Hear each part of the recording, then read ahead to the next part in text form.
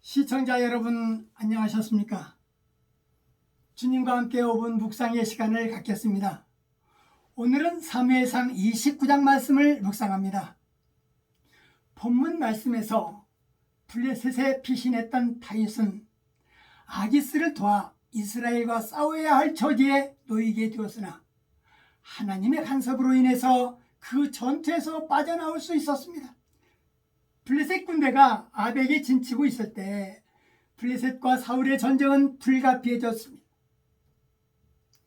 다윗은 아기스와 함께 자기의 조국 백성들과 맞서 전쟁하기 위해서 전쟁터로 떠나야 하는 기막힌 상황 속에 처하게 된 것입니다.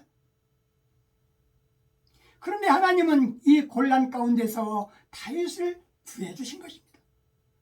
블레셋 장군들의 마음을 움직여서 아기스 왕에게 다윗이 이 전쟁에 참전하는 것이 합당하지 않다고 주장하게 한 것입니다.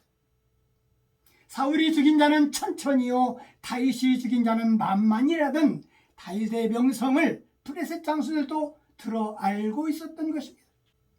그러므로 비록 자신들의 편에 서서 이 전쟁터에서 다윗이 나왔지만 만약 배신한다면 어떻게 될 것인가 라는 두려운 마음이 그들에게 들었던 것이고, 다윗 일행을 견제하던 블레셋 방백들은 전장에서 그가 우리의 대적이 될까 하니 그들을 함께 출정시키지 말자고 아기스에게 강력히 항의했던 것입니다.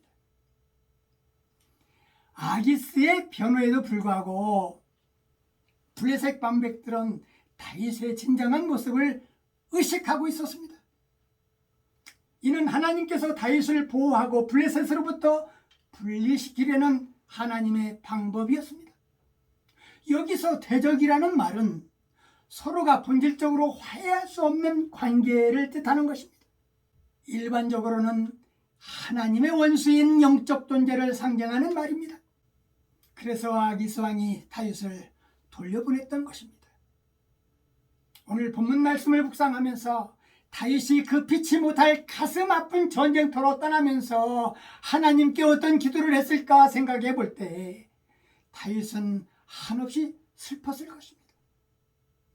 적군과 합하여 동족과 싸움한다는 것은 다윗이 지금까지 살아온 여정길에서 가장 고통스러웠을 것입니다.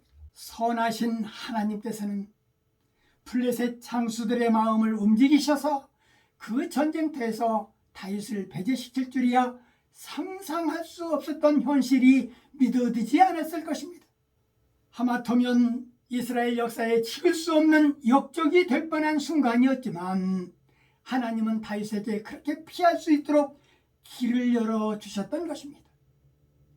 전하 시청자 여러분들의 삶 속에서도 불가피한 일들이 하나님의 능력으로 환경이 바뀌어 보는 기적을 체험하시기를 주 예수의 이름으로 축원드립니다.